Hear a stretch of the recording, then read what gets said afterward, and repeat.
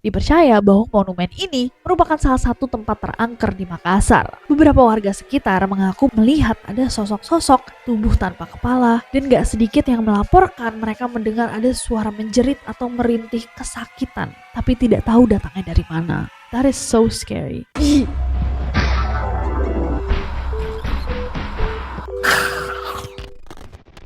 Hey guys, it's Nessie and welcome back to Neror. Selamat datang kembali, Neroris. Apa kabarnya? Atau aku mesti bilang, apa kabarnya Bami?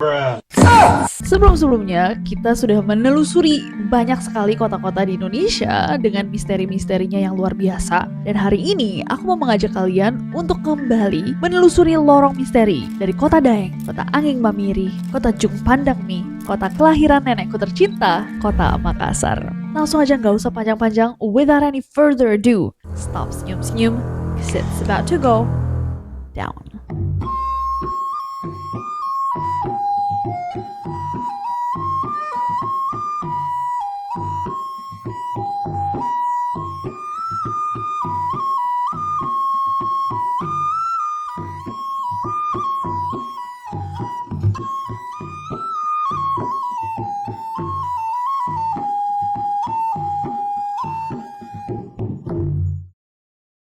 Kota Makassar. Oh my god, aku denger Makassar aja, lidah aku bereaksi, ngerti gak sih? Makanan-makanan terenak, makanan-makanan buatan nenekku.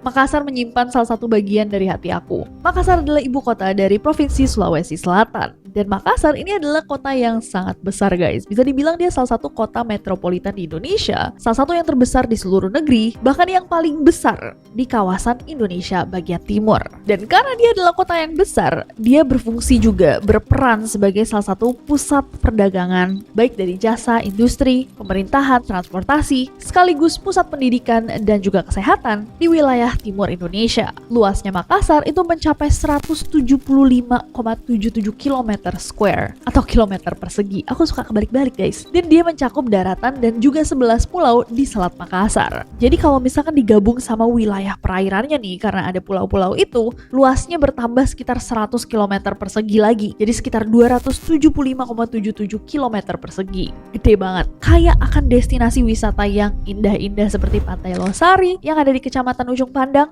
Yang suka sejarah juga, wow, trek sejarah di Makassar bisa kalian temukan di Benteng Fort Rotterdam. Kalau kalian suka wisata alam yang juga ada wahana-wahananya, bisa datang ke Maros Highland. Jadi destinasi wisatanya bisa dibilang cukup beragam. Tapi kalau ngomongin makanan, wisata kuliner Makassar itu mungkin debatable, salah satu yang terbaik, salah satu yang paling menarik, salah satu yang paling wow dari Makassar. Mulai dari coto Makassar, oh my god, nggak bisa deh kayak ngomongin ini semua, mulut aku bakal berair. Mulai dari coto Makassar, palu basah, palu marah, es palu butung, es pisang ijo, jalangkote, mie titi, pisang epe, saraba, dan lain-lain guys. Please kalau misalkan ada pronunciation aku yang salah, dibenerin aja guys di bawah, seperti di video-video sebelumnya. Mungkin kadang aku salah, teman-teman Neroris asli Makassar pasti lebih tahu, so let me know. Atau kalian punya rekomendasi makanan yang lain, kasih tahu aku juga biar aku bisa pesen. Soto sama coto. Beda.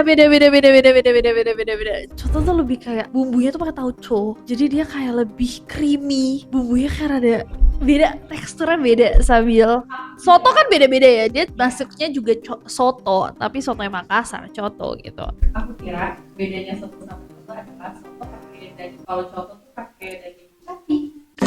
Bisa buang aja gak ini orang? Buang di laut Makassar deh kamu. Coba. I cannot believe Lala sama Sabil gak pernah nyoba konro bakar. They are missing out in life. Kalau kalian belum pernah coba konro bakar, what are you doing with your life? Ngomongin makanan aku sampai lupa guys, bahwa ini adalah video Neror. Dan tentunya Makassar itu juga punya tempat-tempat yang diyakini angker dan kekayaan kepercayaan mistis yang tercampur dalam budaya, folklore, dan cerita turun-temurun. Dan inilah tempat-tempat yang dipercaya paling angker di Makassar.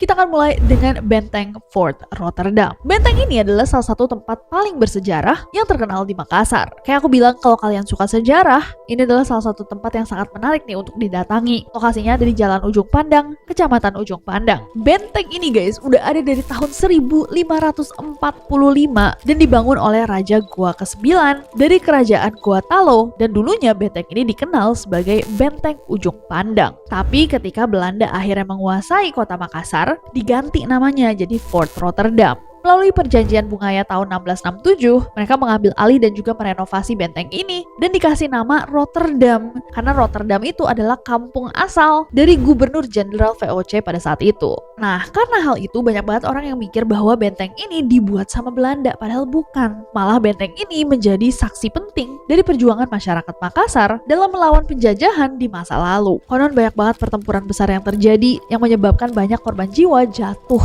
dan seperti banyaknya benteng atau bangunan-bangunan tua di Indonesia, dipercaya bahwa energi-energi yang tersimpan di dalam benteng ini adalah memori dari ratusan tahun, menjadi saksi bisu dari apa yang telah terjadi kepada orang-orang yang berguguran atas perjuangan kemerdekaan. Nah, nggak tahu nih teman-teman teroris pernah datang ke sana atau enggak, tapi banyak banget orang yang pernah datang ke sana bilang bahwa suasananya tuh emang kerasa angker dan menyimpan kayak semacam hawa-hawa energi yang kurang enak gitu. Beberapa pengunjung mengatakan bahwa mereka kerap mengalami kejadian aneh, seperti mendengar suara langkah kaki, tapi begitu mereka nengok ternyata gak ada siapa-siapa, suara tangisan bayi, sampai melihat ada sosok kuntil anak di sekitar taman bunga.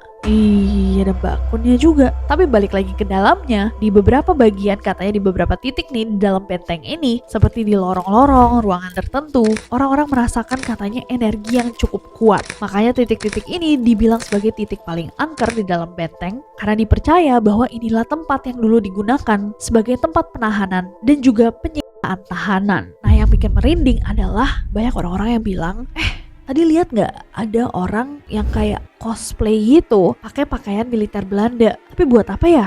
Udah malam-malam gini, tapi ternyata mereka doang yang ngeliat, dan gak ada orang yang sedang menggunakan kostum atau mengenakan pakaian militer Belanda selain yang mereka lihat itu. Bayangan-bayangan ini dipercaya sebagai arwah-arwah dari masa lalu yang masih mengawasi benteng itu dari alam yang berbeda. Nah, meskipun banyak banget yang menceritakan tentang hawa-hawa seram ini, tetap saja Benteng Fort Rotterdam itu menjadi salah satu destinasi wisata yang paling ikonik di Makassar. Ada nggak teman-teman teroris yang pernah datang ke Benteng Fort Rotterdam atau Benteng Rotterdam atau Fort Rotterdam? Karena kayaknya benteng sama fort sama deh. Bener nggak? Apakah ada yang pernah melihat sesuatu ketika ke sana?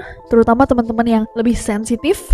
Coba cerita ini bawah. Next ada Rumah Karunrung. Jadi rumah ini dinamakan Rumah Karunrung karena berada di Jalan Karunrung, Kecamatan Rapocini. Kayak di Italia namanya. Rumah Karunrung ini dipercaya sama masyarakat sebagai rumah angker. Kisahnya dimulai pada 12 Maret tahun 1995. Menjelang maghrib, konon ada satu keluarga yang ditemukan sudah tidak bernyawa dalam kondisi yang sangat-sangat mengenaskan. 7 korban ditemukan di dalam rumah itu. Seorang kepala keluarga, istrinya, anak-anak mereka, hingga seorang asisten rumah tangga mereka. Dan kondisinya, jasad mereka tuh tersebar di seluruh bagian rumah. Ada yang di loteng, ada yang di sumur. Dan ketika jasad-jasad mereka ditemukan, itu geger guys satu Makassar. Karena bisa dibilang ini salah satu kasus penghilangan nyawa yang paling sadis yang dilakukan secara terencana oleh 5 pelaku. Nah, ketika ditemukan 5 pelaku tersebut, mereka saat diinterogasi mengaku bahwa mereka menyerang satu keluarga ini karena dipesan oleh seseorang. Diminta guys, ini adalah pesanan seseorang. Jika mereka berhasil, mereka dijanjikan sejumlah uang. Tapi akhirnya 5 orang pelaku itu ditangkap dan mereka divonis hukuman penjara seumur hidup. Nah, sejak tragedi yang sangat mengerikan itu, banyak banget orang yang merasa bahwa rumah ini menyimpan terlalu banyak energi negatif dari apa yang telah terjadi dan membuatnya kosong untuk waktu yang sangat lama. Sampai akhirnya rumahnya menjadi terbengkalai dan dipercaya angker. Salah satu cerita yang cukup terkenal itu adalah seorang penjual ayam yang sedang duduk di depan rumahnya. Ada seorang warga yang ngelihat si penjual ayam ini duduk di depan rumah itu kayak lama banget, seperti lagi nunggu sesuatu. Nah, disamperin nih sama si warga.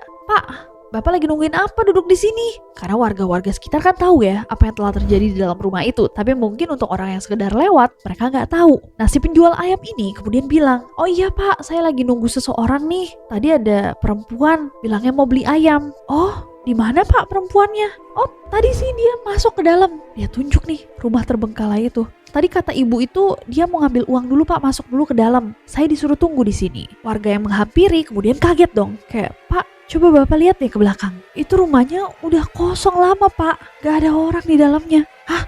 Ada tadi Pak, ada ibu-ibu. Coba Pak lihat dulu Pak. Dan benar aja begitu dia nengok, rumah di belakangnya adalah rumah yang sudah terbengkalai. Tidak seperti apa yang dia lihat sebelumnya. Ada juga kesaksian seorang warga yang bernama Variani yang cerita ke Detik Travel. Dia bilang ada seorang supir taksi guys yang datang ke area itu. Dan supir taksi ini bilang bahwa dia tuh sedang mengantar seorang wanita dengan 2 anak laki-lakinya. Nah dia kelihatan bingung gitu. Mungkin lagi-lagi disuruh nunggu ya. Ditanya nih sama warga itu, Bapak emang nganter dari mana Pak? Oh tadi saya nganter dari TPU Panaikang. Si warga ini kaget. Pak, rumah ini udah lama gak dihuni Pak. Semua penghuninya meninggal dunia. Jadi mungkin yang tadi Bapak antar itu sosok gaib. Hah? Ya bener Bu. Saking kagetnya itu supir taksi katanya sampai pingsan.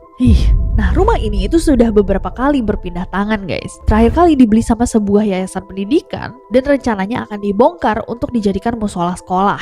Jadi di samping rumah itu tadinya mau dibangun sekolah. Nah ada satu kesaksian dari salah satu kuli bangunan bernama Dede yang tinggal di dalam rumah itu di tahun 2018 sambil menjaga proyek pembangunan sekolahnya. Kepada Detik.com, Dede ini cerita dia pernah mengalami sebuah kejadian yang sangat mengerikan ketika dia lagi tidur dan ini kejadiannya sekitar jam 2 malam, 2 pagi ya jatuhnya. Dede yang lagi tidur itu ngerasa kayak dari bawah ranjangnya itu tiba-tiba ada tangan yang keluar lalu memeluk dia dan mencengkram perutnya dengan sangat keras. Panik dong dia langsung, tangan siapa ini dari bawah kasur? Dia mencoba untuk manggil temannya yang lagi tidur di dekatnya dia, tapi temennya kayak gak menanggapi dia sama sekali. Saking takutnya dan kagetnya bahwa dia lagi dicengkram sama tangan yang gak ada tubuhnya, dia mencoba untuk melepaskan diri sendiri dan begitu berhasil dia langsung lari keluar rumah. Dan itu tuh bukan lagi di dalam mimpi guys, beneran dia ngerasain itu dan dia lari keluar rumah, dia tergopoh-gopoh, katanya merinding banget karena kejadiannya kerasa sangat-sangat nyata. Pak Dede ini mencoba untuk kayak, ini asli apa enggak sih, ini asli apa enggak sih? Tapi entah apakah benar atau tidak. Karena kalau misalkan biasanya nih guys, mimpi selesai ketika kita bangun, Pak Dede ini terbangun dulu, ngeliat masih ada tangan itu. Dia mencoba untuk lepaskan, baru lari keluar. Kalau menurut kalian gimana? Was he in a dream? Atau memang ada sesuatu yang menempel pada rumah, yang menyimpan sisa tragedi dan energi negatif yang separah itu? Coba kasih tahu aku. Next ada Monumen Westerling Makassar. Monumen ini tepatnya tuh ada di Kelurahan Lalatang, Kecamatan Talo, dan Monumen Westerling ini adalah monumen yang dibangun untuk mengenang perjuangan rakyat Makassar melawan penjajahan Belanda. Sering juga disebut sebagai Monumen 40.000 jiwa. Julukannya datang karena dipercaya ada sekitar 40.000 rakyat Sulawesi Selatan yang menjadi korban dari kekejaman Raymond Westerling. Siapa memangnya Raymond Westerling? Raymond Westerling atau kita panggil aja Raymond ya, dia ini adalah kapten Belanda di tahun 1947 yang memimpin operasi militer pembantaian massal dengan alasan memberantas kelompok yang dianggap mengancam kekuasaan Belanda pada saat itu. Para korbannya itu katanya dihilangkan nyawanya dengan sangat-sangat keji. Ada yang ditembak, dipisahkan kepalanya, dipenggal gitu ya. Dan banyak sekali yang katanya disita dulu sebelum dieksekusi. Saya punya bapak Andi Monjong Pak Bicara Supa yang ditembak sama tentara Belanda dengan bapaknya Andi Wenda dengan anaknya di Saleng. Ini Belanda subuh-subuh datang dari Pare-Pare, dia semua di Kecamatan Supa ini diarak semua, di subuh-subuh dipukulin rumahnya, baru diarak sampai di rumahnya, di muka halamannya rumah Bapak Sepe, ya dekatnya kantor camat, baru di situ dikasih jongkok orang. Dan ini orang tua saya ini Pak Bicara Supa dikasih keliling tuh, jadi orang jongkok sama begini, dikasih keliling ini, baru dipukul, main Pak Bicara ini, mana di sini barang dia tiba tidak ada tuh, tidak dipanggilkan dulu sama orang, keliling itu duduk di muka, setelah ini ditembak satu-satu, kasih kepalanya, setelah ditembak kepalanya kasihan, jongkok di hati, kepala, karena sasaran kepala semua. Mulai jam 6 pagi sampai jam 6 sore. Siapa yang dari ini kan dipasarkan orang. Yang orang dulu itu siapa dipasarkan bahwa yang ini orang mati. Kan dia ke sana lagi kembali kasihan ditembak. Sebagian besar dari jasad korban kemudian dibuang di dalam sebuah lubang besar berukuran panjang 6 meter dan lebar 2 meter. Dikenal dengan nama lubang maut. Sementara banyak juga katanya yang dibiarkan gitu saja atau dikuburkan di tempat mereka dieksekusi. Bahkan ada cerita guys yang mengatakan bahwa potongan kepala para korban itu dimasukkan ke dalam sebuah karung, kemudian dibuang ke laut untuk menghilangkan identitas dari para korban. Jadi biar gak diketahui ini adalah tubuhnya siapa. Jahat banget. Nah lubangnya itu katanya ditutup ditutup di tahun 1970 dan di atasnya dibangun monumen pada 1994 sebagai bentuk peringatan atas tragedi tersebut. Pada monumen ini juga terdapat sebuah ikon berupa patung tembaga raksasa yang tingginya sekitar 5 meter yang menggambarkan seorang korban yang selamat dari penjajahan tapi kehilangan satu tangan, satu kaki, dan dia bertumpu pada tongkat penyangga. Nah, karena sejarah kelam itu dan juga energi yang buruk yang datang dari tragedi semengerikan itu, dipercaya bahwa monumen ini merupakan salah satu tempat terangker di Makassar.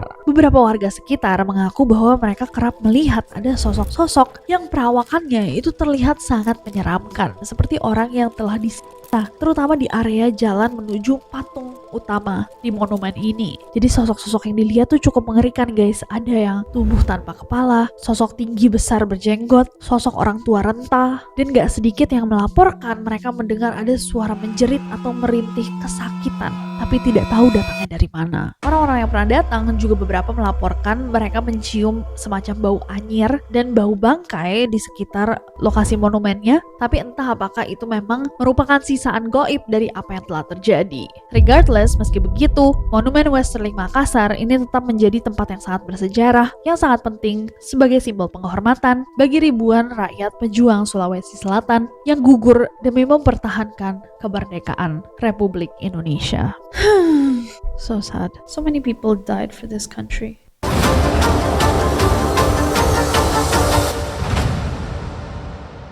Oke, itu adalah tempat-tempat angker. Sekarang kita bahas makhluk-makhluk mistis di kepercayaan masyarakat Bugis atau Makassar. Kita akan mulai dengan Sumiati. Hantu Sumiati ini guys cukup terkenal di Makassar. Ceritanya itu sudah berkembang sejak tahun 1980-an, bahkan menjadi salah satu urban legend yang paling terkenal di Makassar. Correct me if I'm wrong ya teman-teman teroris di Makassar. Sosok hantu Sumiati itu digambarkan sebagai seorang perempuan yang perawakannya itu mirip Miss K, Miss Kuntilanak, dengan pakaian serba putihnya. Tapi ada juga cerita yang mengatakan enggak, bajunya tuh bukan putih tapi merah. Tapi perbedaan outfit check ini ternyata guys berpengaruh juga dengan apa kepribadian yang muncul dengan hantu Sumiati pada hari itu.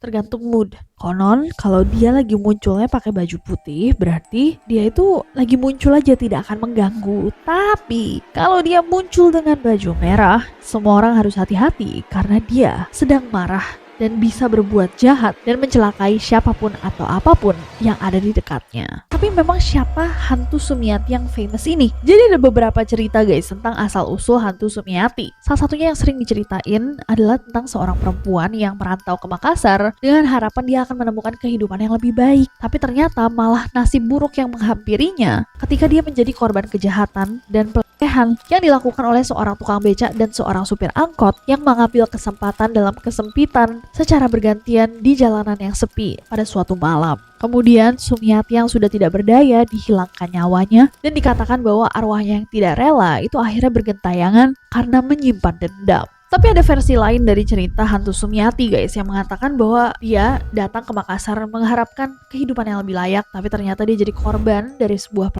dan dia yang gak kuat, tak sanggup menahan rasa malu, akhirnya mengakhiri hidupnya sendiri di kawasan Benteng Fort Rotterdam. Nah inilah yang membuat banyak orang percaya bahwa dia itu sering berkeliaran guys di area Fort Rotterdam. Masyarakat percaya bahwa karena tuh penuh dengan luka dan terjadi sangat tragis. Arwahnya atau energinya yang tersisa itu sering menampakkan diri pada malam hari dan menargetkan laki-laki seperti supir angkot atau tukang becak.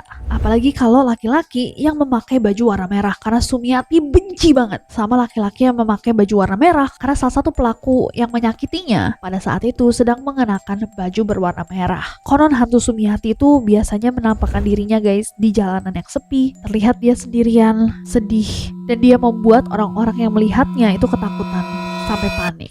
It's actually really sad. Sebenarnya sedih banget ya ceritanya. Kayak please kalau ada yang ketemu gitu kayak give her a hug, kasih peluk. Kecuali kalau lagi pakai baju merah jangan deh, jauh-jauh aja, doain. Tapi kalau lagi pakai baju putih kayaknya dia sedih. Kasian banget. Ada nggak yang pernah ketemu sama Sumiati guys? Coba komen di bawah. Next. Oke guys, dan yang terakhir ada Parakang. Parakang, apakah Parakang itu?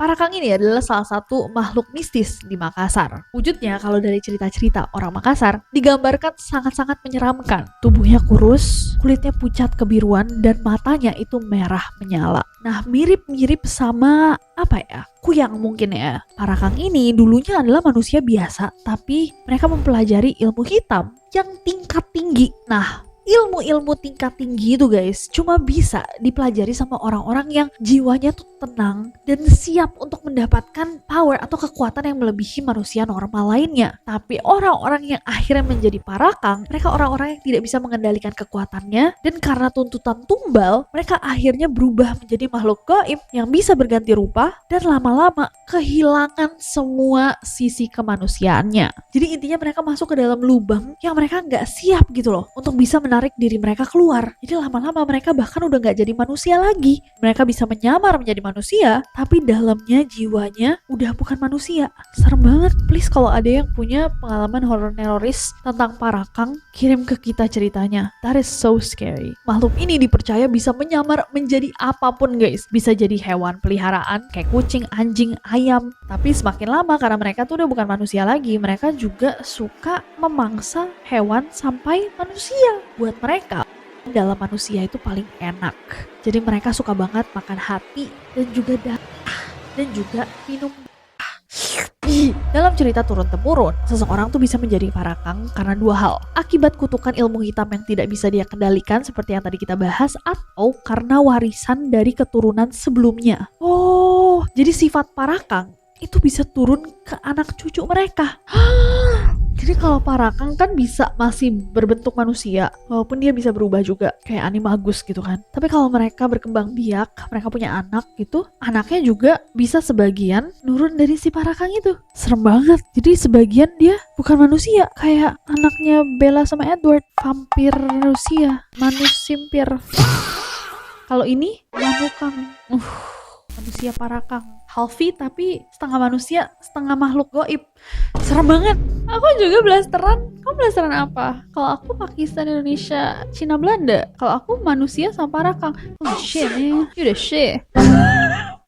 Oke, balik lagi. Masyarakat percaya ada beberapa tanda-tanda guys kemunculan para kang. Yang pertama, adanya suara hewan aneh di malam hari tanpa wujud. Yang kedua, hewan peliharaan tiba-tiba gelisah atau bahkan menghilang. Yang ketiga, tiba-tiba ada orang sakit yang kondisinya tuh memburuk tapi nggak jelas dalam alasan medis. Jadi kayak mereka tiba-tiba mendadak kondisinya buruk, tapi begitu diperiksa ke dokter, dokternya juga bingung. Loh, kok bisa tiba-tiba seburuk ini gitu. Dan yang paling serem adalah para kang itu bisa muncul dengan wujud orang terdekat sampai sulit untuk dikenali, kecuali dari matanya yang merah dan tatapan mereka yang dingin. Oh my god, serem banget. Beberapa warga guys yang ada di wilayah Goa pernah mengalami kejadian aneh seperti mati ternak mendadak, suara langkah kaki misterius, sampai penampakan bayangan yang bergerak cepat di atap rumah tapi lalu menghilang begitu saja. Jika bertemu dengan para kang, ada beberapa cara untuk menangkalnya, yaitu gunakan jimat atau mantra pelindung, bawa bawang putih tiap bepergian, biasanya dibentuk kalung, dan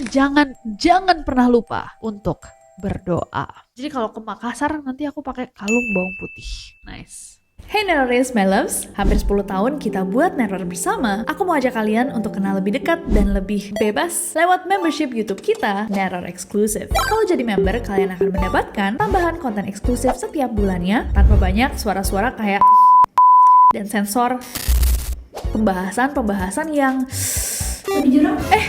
lebih personal, yang biasanya cuma dikit-dikit nih kalian lihat di video-video kita. Sudah waktunya kan OG Neroris berkumpul? Aku juga gak sabar untuk diskusi bareng kalian. Kalian juga akan mendapatkan badge eksklusif dan juga emoji khusus yang hanya bisa dipakai oleh members. Kok? Apaan tuh? By the way, kalian gak harus join jadi member. Kalian tetap akan bisa menikmati semua konten utama di channel ini seperti biasa. Tapi kalau kalian mau mendapatkan pengalaman yang lebih imersif, kisah-kisah yang lebih personal, dan akses ke ruang di mana OG Neroris bisa berkumpul, bebas bertukar opini, teori, dan berdiskusi lebih seru, kita bisa bertemu di Neror Exclusive. Gak sabar. Cara bergabung mudah banget. Masuk ke dalam halaman YouTube Nasi Judge, klik tombol join atau gabung yang ada di sini. Lalu kalian tinggal melakukan pembayaran melalui e-wallets yang kalian punya. Selesai deh, kalian resmi jadi member Neror Exclusive. Terima kasih untuk dukungan kalian selama ini. It's been fun. Dan aku tunggu kalian di Neror Exclusive, 'cause shit's about to go down. itulah tadi misteri dari kota Makassar guys. Apakah ada tempat-tempat yang pernah kalian datangi atau makhluk-makhluk yang pernah kalian temui? Kayak temen, serem juga. Tapi please aku mau tahu lebih banyak tentang Parakang. Kalau misalkan ada yang punya cerita, please kirimin ke requestnc@gmail.com, atau kalau ceritanya pendek boleh banget ditulis di bawah. Atau apakah ada tempat-tempat lain yang angker yang nggak masuk ke video ini, atau makhluk-makhluk lain yang mestinya kita juga bahas di dalam video ini, please tambahin di bawah. I would love to know. Aku benar-benar pingin tahu. Terima kasih semua teman-teman di Makassar yang sudah merequest kotanya. Salam cinta dari aku. Buat teman-teman yang lain yang belum dibahas kotanya, boleh banget request di bawah. Kira-kira next time kita mau bahas apa ya, kota apa yang seru dibahas, bagian horornya, dan apa yang harus kita bahas dari kota itu. Please tulis di bawah biar kita dapat inspirasi juga. Thank you everyone for watching. Jangan lupa subscribe karena aku gak sabar untuk ketemu kalian lagi. Bye bye.